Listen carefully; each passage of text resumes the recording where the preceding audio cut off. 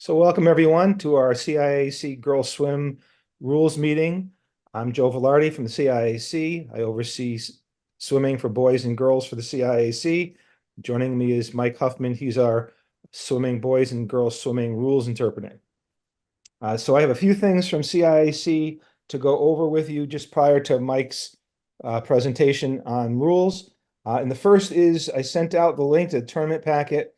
Please read your tournament packet, particularly if you're a newer coach. Read the tournament packet. Quite often, the questions we get are already answered in the tournament packet. But additionally, we don't want anybody to miss anything or to cause their team or their program any harm by missing a rule. So please read your tournament packet. So the first thing I want to bring up, a few changes from the swim committee. First thing I want to bring up is that entries are due Monday, November 4 at 4 o'clock. And follow the entry process in the tournament packet. So if you have a late entry, this has been an issue for boys and girls for the last few years, and it seems to be getting worse. So the committee took a look at this. If your entry is late or incorrect, your school is going to get a $50 fine. That's not a change from the past. But any late entries, we are not going to reseed the heats for the championships that you're involved in. So we're going to take your late entry. We'll take it if you let us know, and we'll put your late entry in the first heat, regardless of what their qualifying time is. So the problem in the past was we'd get our entries by 4 o'clock on that Monday, and the tournament directors would seed the meets, and we'd post it online, and then someone would come in, and again, it was several people would come in with late entries, and the tournament directors would wind up reseeding the meet and reseeding the heats, and coaches were planning their competition with one set of heats, and then because of a late entry, it got changed around, and it was causing quite a bit of confusion. Not to mention any strategy that a coach wanted to use. So late entry, you're going to get fined. We'll take your late entry. We'll put that late entry in the first heat, and we will not revise heats based on late entries. The second thing I want to bring out is last year we had a student who was disqualified because they incorrectly used the wedge on the starting block, and the student was disqualified, and the coach was upset because the kid hadn't participated in a meet using a wedge in the past or during the season, and so the coach was upset. But the disqualification holds, and Mike's going to go into this in more detail.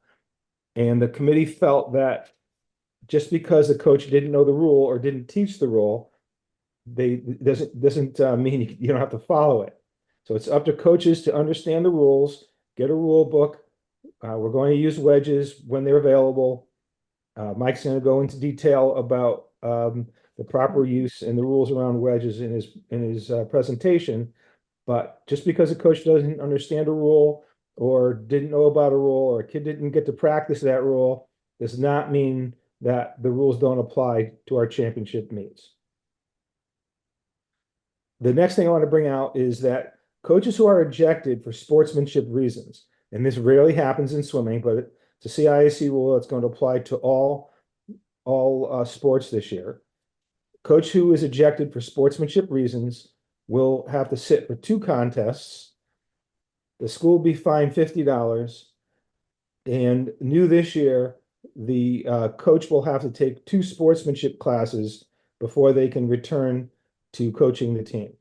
And there's NHFS sportsmanship classes, and you'll have to get a certification that you completed those and turn those into your athletic director, who will forward them to CIAC.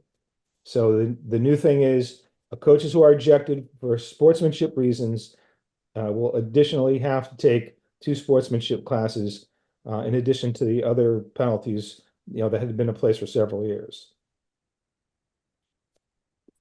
Also, I'm not going to go into detail, but please do read your tournament packet regarding diving entries. That's been an issue, a rising issue the last several years. And so we want to make sure that's done properly. And we want to make sure our students are safe on the diving board. So please read the rules in the packet for diving entries. All right, if you have any questions, you could put it in the chat, or you can always just email me at CIAC. All right, let me turn it over to Mike now. Thank you, Mike. All right, so this is a PowerPoint provided by the National Federation Rules Committee with a couple of modifications they made for this. It's going to be fairly short. There are what they call 2 rule changes. They're very simple rule changes, and they're just a number of editorial changes that they made that will affect our thinking on how we do things. And there are some informational NFHS screens in here, and I left them in here, and we'll see those, a couple right away and then a couple later on. So we've got rule changes, the editorial changes, and then there are some points of emphasis they put in every year that they would like the officials to emphasize when we go to meets, of things that we're going to be either looking for or what we would like to see happen. So I got to start this up. Hold on.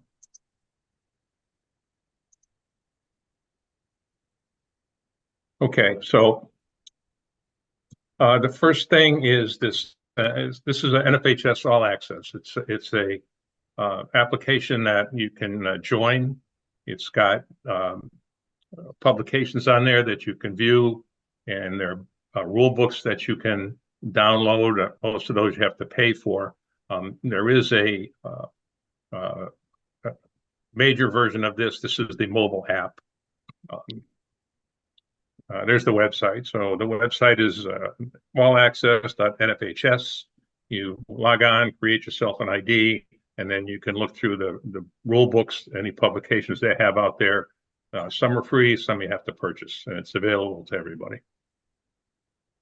And then the next piece of it is you can also download the mobile app on your phone or your iPad, and your account, well, you can see everything from your account on there as well if you want to do that. It's I've done it before with the swimming rule book. It's a little difficult on a phone to try and find stuff, but you can do searches of things if you have a specific thing you want to look for. And if you have multiple sports as a coach, you can download your rule books from all of those as well. This is the chart that they had it in last year. They left it in this year. They think it's important. If you have an accommodation that you need to make for an athlete on your team, a modesty thing for a different kind of shirt to wear, something like that. This is the process that you would go through to get that. You would request an accommodation, give it to the CIAC. They would review it. They will give you a written response for that accommodation, and if it's been approved, then they just compete with whatever it is you need to have that athlete do. A reminder, like we said last year, what you don't need an accommodation for is a suit being worn for religious purposes. Okay, if it's a religious purpose suit, they can do that without having approval from the CIAC, but the suit needs to meet the standards of approved suits, permeable to air and water, does not improve their swimming, and it must be made out of a material that is, forget the 2 types it is, but it's the A, B, and C requirements of the suits and the suit rule. All right, this is rule change number 1. The rule book right now, the second statement there, the rule book says the meet referee retains clerical authority over the meet through all competition of any reports. They have removed the word clerical. And their logic behind this is that there is no definition in the rule book of what a clerical task is. And so the meet referee really is responsible from 30 minutes before that meet starts until he signs the results at the end and leaves the building. So anything that is within that time period, the referee is responsible for. And so whether it's clerical or not, then so they've removed that. So we're good with that. And also there's a statement in there that says you have that ability for 48 hours, a referee, to make a change. The state association could also step in if there is something that comes up beyond that 48-hour time frame.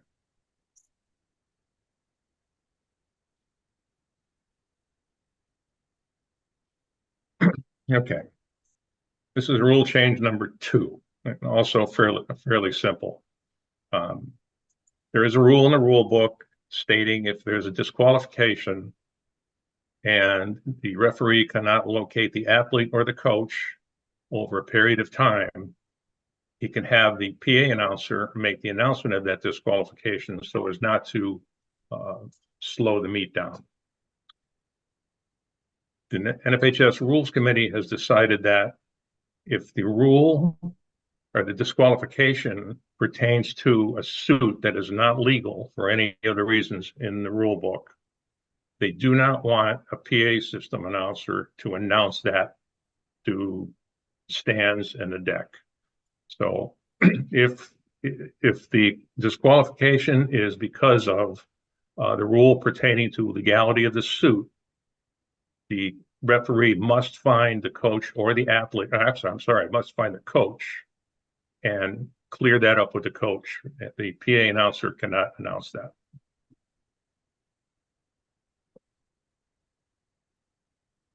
Okay, and those are the 2 rule changes that they came up with this year. The rest of these changes are editorial changes to clear up verbiage in the rules, make things a little bit clearer, and so we'll be going through those.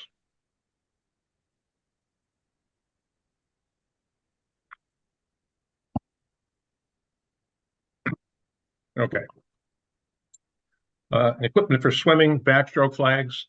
If you go to a school to compete against them and they backstroke flags are not legal, then what will happen is any event with backstroke in it will not be held, and the points will be awarded to the visiting team. And they also want to emphasize the fact that those events, if you're going to, you have the IM and backstroke, those events are not held, but the swimmers that you had in those events are charged with that event. So they would be counted as an event that they swam at that meet or that they competed in at that meet. You would get the points, they will be charged.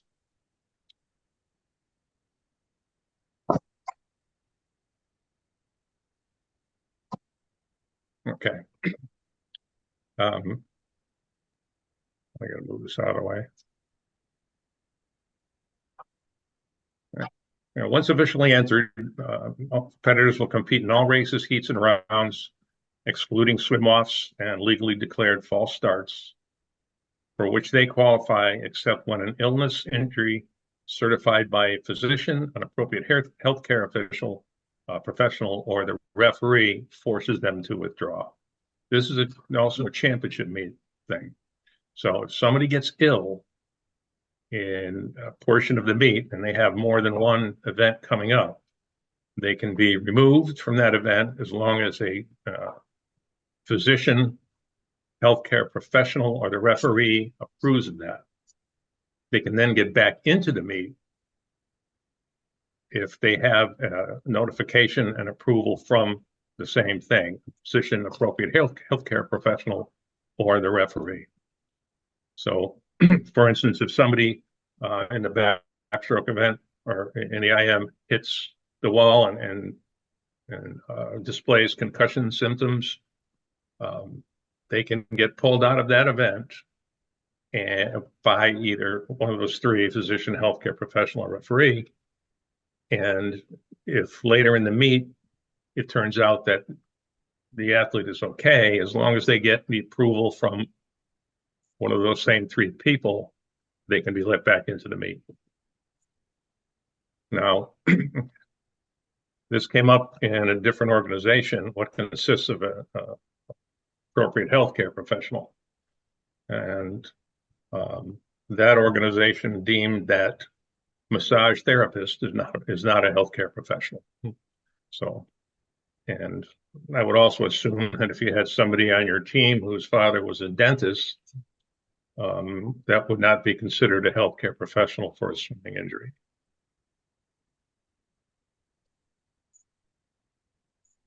Okay, the changes in this rule are basically stating that you can take a declared false start from a swimming or diving event, but a declared false start may not be utilized to avoid performing a specific dive.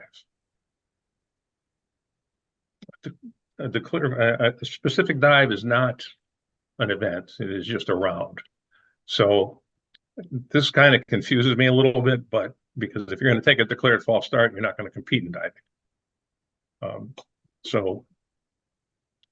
But their emphasis is you cannot use a declared false start to avoid performing a specific dive.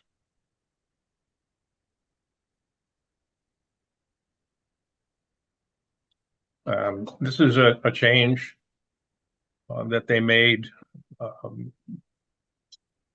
There is a large note in the uniform section that references the special needs of individual participants with disabilities and for accommodations.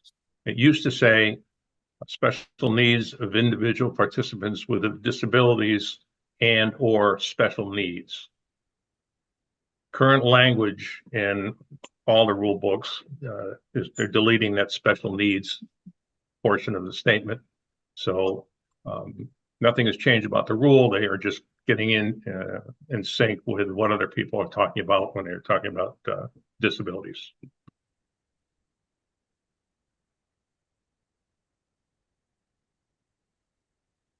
Okay. Conduct. They've kind of reorganized this, and the sole purpose of reorganizing this particular piece of the rule book dealing with conduct is that they are putting together in the NFHS statements for conduct that are identical across all rule books and all sports. So the reason for doing that, changing it here, is because they wanted all the rule books to match what their statement is as far as the alcohol, tobacco, or control or illicit substances. So strictly just to match the other rule books.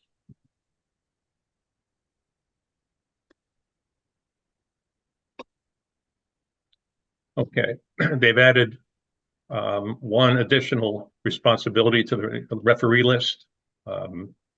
During the meet, a referee may order a race to be reswum when there is obvious unfairness.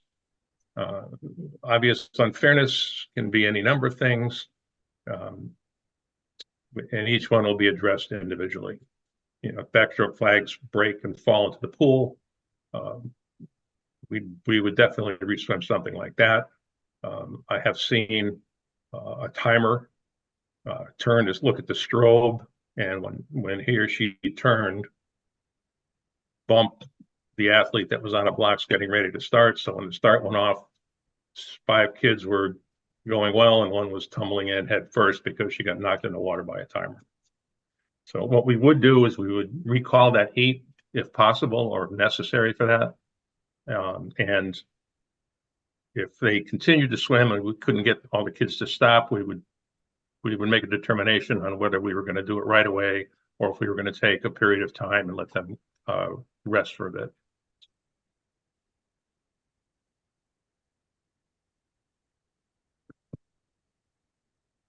Okay.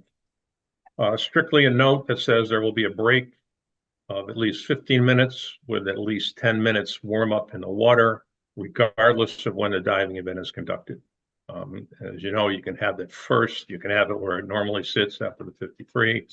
You can pretty much put it in a number of spots, but no matter where it is, there will be at least 15 minutes break after the 53 before the 100 fly.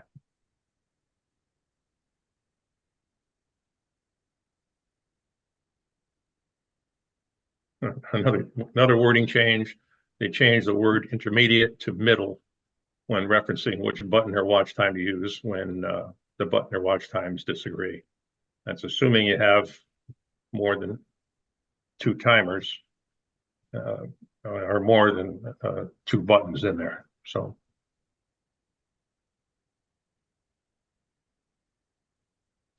okay, this is a change the starting command to take your marks from take your mark. And that simply is to line them up with everybody else in the world, World Aquatics, USA Swimming, NCAA, YMCA. There's more than one kid in the pool, so there's more than one mark to be taken. And you'll see that all through the rule book. Any place that the take your mark is mentioned, it's down marks.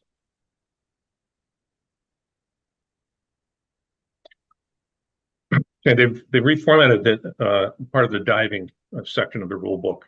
And choice of dives, they've made this simpler and easier to read. It's a better format. They break it down into all meet formats, championship meet formats, 6 meet formats, and then they list the choices underneath each one of those. So I believe it'll probably make it a little bit easier.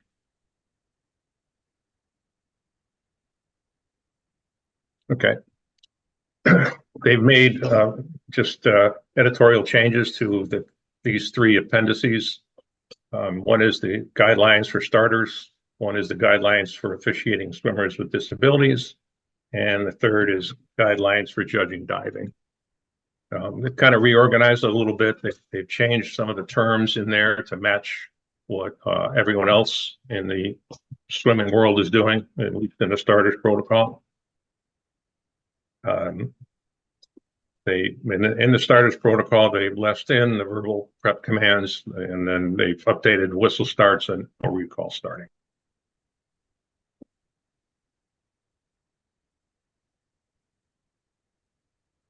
Okay. These are the points of emphasis that they would like us as officials to pay attention to and discuss some of these with the coaches at the coaches meeting before each meet. And there's 3 or 4 if I remember right. Okay. Photography behind the blocks. There needs to be guidelines for photographer access, and they should be defined prior to the swimming and diving event. If you look in the girls' championship packet, you will find those already there. We put them in in Connecticut, we put them in about 6 years ago. We took the USA Swimming guidelines and modified them a little bit to meet what we needed to have done. And there should be no photography behind the blocks anywhere at any meet. And then at certain pools, we will put additional guidelines in there, such as Wesleyan. The photographers will be on the wall and on the side of the pool, and whichever the 8 lanes we're going to be using. Language for continued involvement of healthcare professionals in the case of illness or injury. They put some of that in there. Also, the portion we already talked about, where the athletes can be relieved with the declared false start and reinstated with a letter from that healthcare professional. And this next one was the aligning language with the current national trends in reference to individuals with disabilities, and that's where they took out the and/or special needs. And again, the next one, the language that they changed, prohibiting the use of alcohol, tobacco, and controlled substances. That's the athlete well-being page. Okay. Electronic devices. Electronic devices, some of them can be used and some of them cannot be used. Devices that collect and transmit data from the swimmer to an external recipient are permissible. Devices that provide information to the athlete during competition are not permitted. And as it says, detection of such devices is often difficult. Some of these devices, there's a few systems that you can use. There's a Flex, Swim Tracks, and I know Triton. There's a couple of schools I know of that have Triton. They've been using them only in practice, but they are allowed to be used during competition. All three of those just transmit data back to either a central unit, which is accessible by the coach who has that on his iPad or his phone, or strictly to the phone or the iPad, depending upon how each one works. There's a device out there called the Tempo Trainer. But the first two, Flex and the Swim Tracks, those are devices that are clipped onto the goggles. You can pretty much see those very easily. Triton is something that goes under the back of the cap. It's a fairly large one, but it's certainly sticks out when they have it in there. There's another device called the Tempo Trainer, and that's a small round device, goes under the cap, and it provides a beat to the athlete to wherever they want to set the tempo they want to use. That is absolutely not a legal device. And I'm sure there's more, I just don't know about any of them. So we have to just keep an eye on that. If we see them, we're gonna ask questions about it. The officials will, and make sure that the correct device is being used.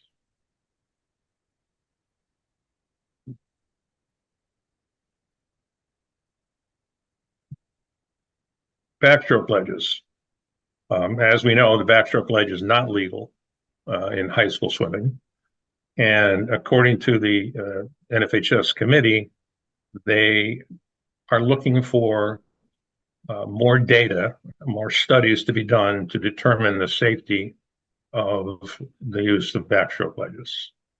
Originally, last year, they decided that the reason we couldn't use them is because they're too expensive, and schools that could afford them would be a benefit to them for their athletes, and those schools that couldn't would be at a disadvantage. So now they're looking for data, accessing to find out how safe they are and if they're a risky thing to use. I mean, I've used tons of them. I've never seen an issue. They break every once in a while, but they don't break and hurt anybody. So I guess next year they're going to consider whether to permit them to be used or not. They're not cheap.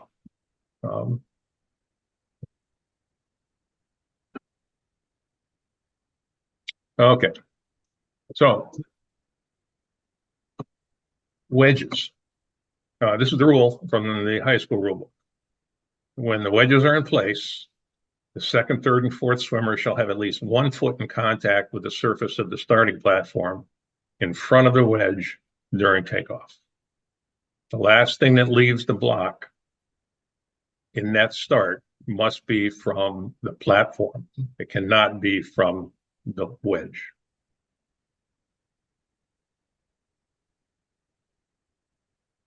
So there's a couple of just slides here. You guys have probably seen plenty of these. I know that there's a number of schools that have wedges. There's some schools that do not have wedges. There are multiple ways to do this takeoff. You can have 1 foot on the front, as this young lady has here, and you can have 1 foot on the wedge. Obviously, the wedge is too far back for her because you can put your whole foot on the wedge. Starting there, by the time you get to leave, whatever is leaving last is at the front of the wedge.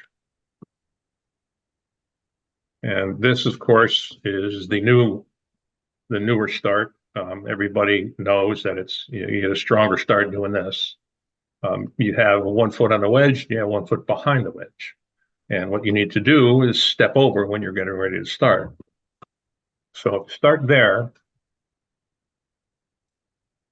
your step over must put your foot on the platform, so that when you leave, the last thing it leaves is your foot at the front of the platform.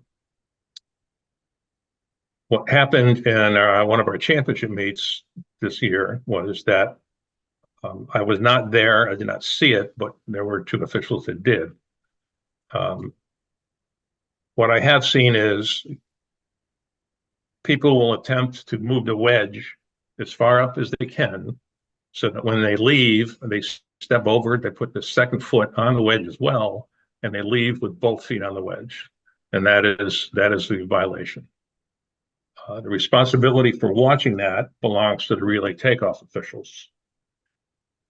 It is not a relay takeoff, early relay takeoff violation. It does not need to be dual confirmed. All it needs is one person to see it, and there is a hand raised like there isn't any other disqualification except for a relay takeoff violation. So they cannot leave both feet from the wedge.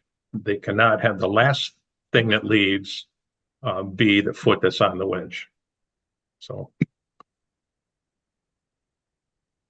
she steps over and she's gone, and the last thing that leaves here is the foot on the platform.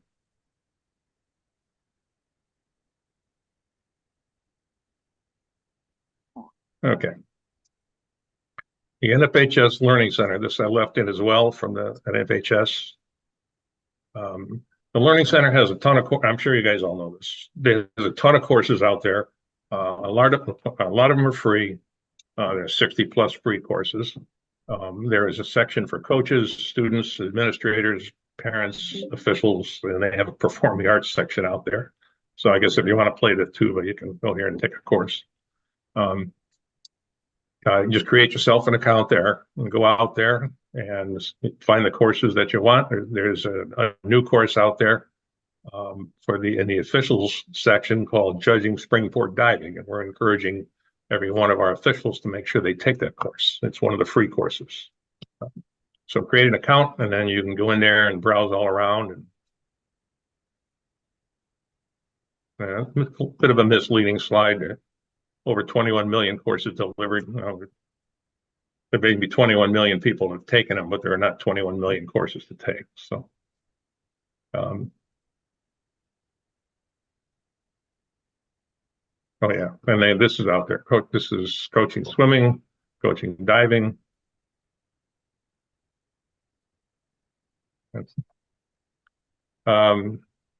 NFHS Network, another area where you can sign up, pay a fee, I believe. Well, I know, and watch everything that the NFHS has out there. Every high school event supposedly will be streamed by 2025. All of our championships are out there. There's a lot of dual meets out there. There's a lot of multi-team meets out there. You can go back and watch them. We just recently, as officials, got a 50% off deal on joining the NFH network. I do believe it's $39.95 or something like that.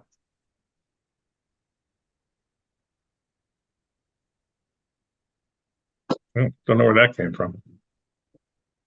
Oh yeah, okay. Thank you. And that's it. It's just two very minor changes this year, and there are a number of editorial changes to fix some wording.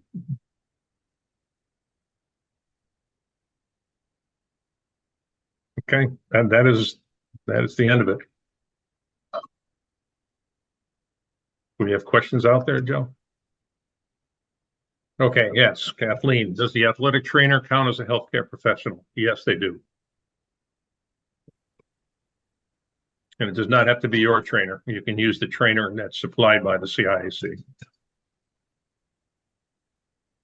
Okay, there doesn't seem to be any other questions in the chat. So want to thank you again, Mike, for your time and expertise in making this presentation. To all our coaches, if you have any rules questions, please email Mike. If you have any CIAC questions, please email me. We just want to wish everyone have a very successful season this year. And good luck to you all. Thank you.